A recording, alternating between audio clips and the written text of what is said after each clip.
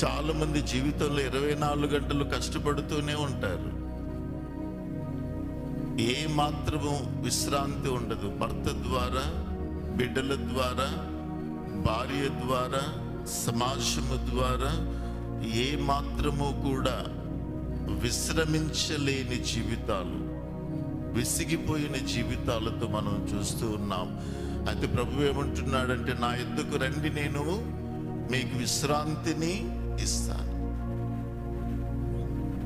కాబట్టి పగలంతా గొర్రెలు పచ్చిక కోసం, జలాల కోసం అలసిపోయి ఆ ఎండలో ఆ ప్రదేశాలు, అడవులు తిరిగిన తర్వాత కాపరి వాటిని ఒక దొడ్డిలోనికి తీసుకుని వచ్చి వాటికి నెమ్మదిని కలుగజేస్తాడు. పడుకుంటాయి, అవి సేద తీరుతాయి.